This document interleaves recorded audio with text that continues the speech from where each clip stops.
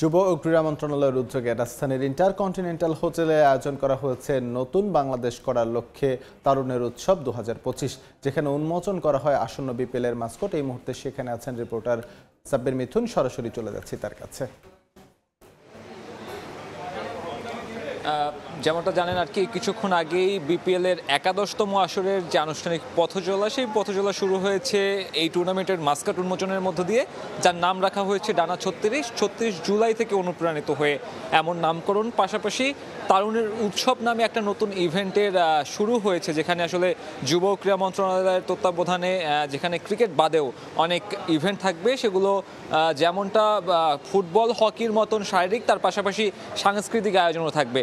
তবে সব মিলিয়ে বলা চলে সবথেকে বড় আয়োজন কিংবা সবথেকে বড় মনোযোগটা ছিল বিপিএল এর দিকে, কারণ বিপিএল এর 11তম আসরের আনুষ্ঠানিক পথচলা এর মাধ্যমেই শুরু হলো এবং যেখান থেকে বিপিএল এর এবারের আসরে কতটুকু চমক দেখা যাবে তারও কিছুটা আঁচ পাওয়া যাচ্ছে। মাঠের বাইরে নানান চমক দেখালেও মাঠের যে ক্রিকেটটা, অর্থাৎ বিপিএল আসলে যে জন্য আয়োজন করা হয় সেই ক্রিকেটটা নিয়ে কিন্তু অনেক আফসোস, অনেক আক্ষেপ রয়ে যাচ্ছে।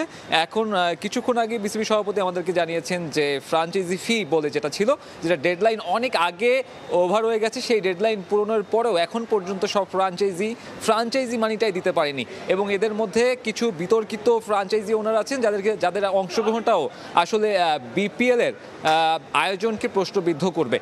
পাশাপাশি যে সকল ফ্রাঞ্চাইজি ওনার এখন পর্যন্ত ফ্রাঞ্চাইজি ফি জমা দেয়নি, তাদের বিপক্ষে অতীতে প্লেয়ারদের পাওনা বকেয়া রাখারও অভিযোগ রয়েছে। সব মিলিয়ে এই ফ্রাঞ্চাইজি মালিকদের নিয়ে আসলে বিপিএল এ মাঠের ক্রিকেটটা কতটুকু সুষ্ঠুভাবে হবে, পাশাপাশি একটা বিতর্কমুক্ত বিপিএল কতটুকু আয়োজন হবে সে প্রশ্নটাও কিন্তু থেকে যাচ্ছে।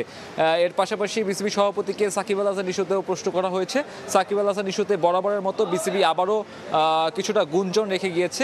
সরকারের উপর দায় চাপিয়ে জানানো হয়েছে চ্যাম্পিয়ন্স ট্রফিতে সাকিব আল হাসানের অংশগ্রহণ অনেকটাই অনিশ্চিত, এবং বলা চলে যে চ্যাম্পিয়ন্স ট্রফিতে যদি সাকিব আল হাসান অংশগ্রহণ করতে না পারে, তাহলে বিপিএলে যেখানে চিটাগাং কিংস তাকে সরাসরি চুক্তিতে দলে ভিড়িয়েছিল, সেখানেও আসলে সাকিব আল হাসানকে দেখা যাবে না। অর্থাৎ এক প্রকারে সাকিব আল হাসানের বাংলাদেশ ক্রিকেট অধ্যায়ে ইতি বলা চলে, কারণ ফারুক আহমেদ সরকারের দিকে সরকারের কোর্টে যখন বল ঠেলে দিয়েছে, তখন কিন্তু সরকারের তরফ থেকে বারবার বলা হচ্ছে তার রাজনৈতিক অংশগ্রহণ, পাশাপাশি তার অনেক ধরনের অভিযোগের কারণে তার সেই ব্যাংক অ্যাকাউন্টগুলো কিন্তু ফ্রিজ হয়েছে। আমার কাছে এখন পর্যন্ত বিপিএল এবং দেশের ক্রিকেট নিয়ে ছিল সবশেষ। সাব্বির মিথুন আমাদের সঙ্গে যুক্ত হয়েছিলেন হোটেল ইন্টারকন থেকে, জানাচ্ছিলেন বিপিএল নিয়ে তার কাছে থাকা সবশেষ তথ্য।